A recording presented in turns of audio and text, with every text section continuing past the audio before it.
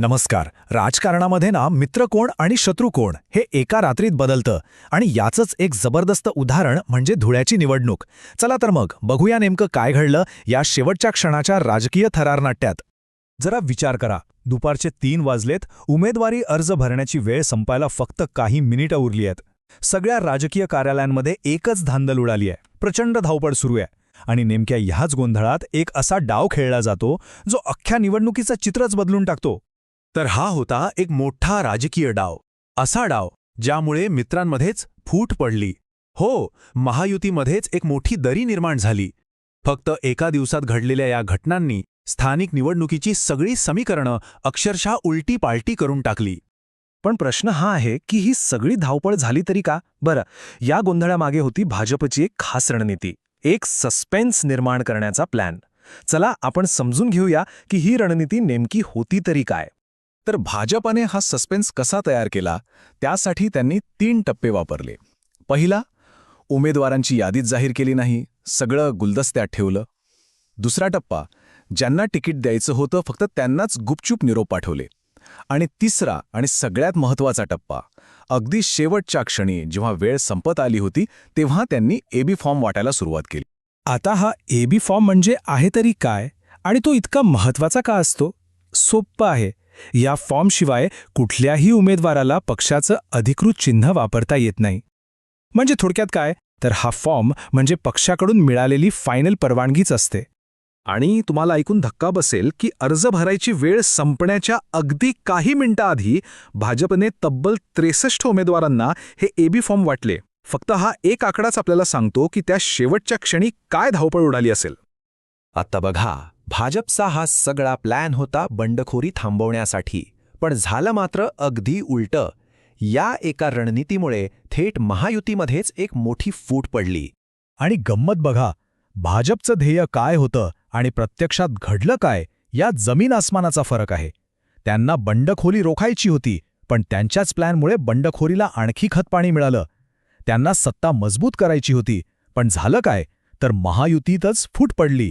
आणि याचे परिणाम तर लगेच दिसायला लागले. अनेक वर्ष पक्षासाठी झटलेल्या निष्ठावंत कार्यकर्त्यांना ऐनवेळी तिकीट नाकारलं गेलं.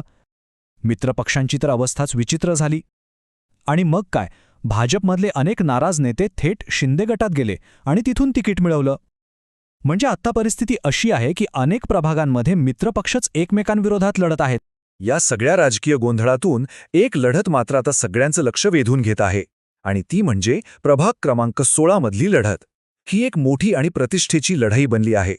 या प्रभागात समोरासमोर उभे आहेत एकीकडे भाजपचे माजी निष्ठावंत नेते दीपक खोपडे, ज्यांना तिकीट नाकारल्यामुळे ते थेट शिंदे सेनेत गेले, तर दुसरीकडे त्यांच्या विरोधात आहेत भाजपच्याच अधिकृत उमेदवार आणि माजी उपमहापौर कल्याणी अंपळकर. म्हणजे बघा काय स्थिती आहे. एका बाजूला आहे एका कार्यकर्त्याचा संताप आणि दुसऱ्या बाजूला पणाला लागली आहे खुद्द पक्षाची प्रतिष्ठा. ही लढत म्हणूनच खूप महत्त्वाची ठरते. पण थांबा, या सगळ्या राजकीय खेचाखेचीत एक खूप चांगली आणि खरं तर ऐतिहासिक गोष्टही घडली आहे. एक अशी गोष्ट ज्यामुळे धुळ्याच्या राजकारणात एक नवा अध्याय सुरू होतोय. ही कहाणी आहे पार्वती नंदगिरी यांची. त्याआधी भाजपकडे उमेदवारी मागायला गेल्या होत्या, पण त्यांना तिकीट मिळालं नाही. पण मग शिंदे गटाने त्यांना पुढे येऊन सन्मानाने उमेदवारी दिली आणि त्यांनी उमेदवारी अर्ज दाखल करत एक नवा इतिहास घडवला. आणि हे खरंच खूप मोठं आहे, कारण धुळे महानगरपालिकेच्या इतिहासात असं पहिल्यांदाच घडतंय की एक तृतीयपंथी व्यक्ती निवडणूक लढवत आहे. आपल्या लोकशाहीच्या प्रवासातलं हे एक खूप महत्त्वाचं पाऊल आहे. तर हे सगळं राजकीय नाट्य आता एका अत्यंत रंजक वळणावर येऊन पोचलं आहे. उमेदवारी अर्ज तर भरले गेलेत, पण खरा खेळ तर अजून बाकी आहे. आता सगळ्यांचं लक्ष लागलंय पुढच्या महत्त्वाच्या तारखेकडे, ती म्हणजे 4 तारीख. उमेदवारी अर्ज मागे घेण्याचा शेवटचा दिवस आहे.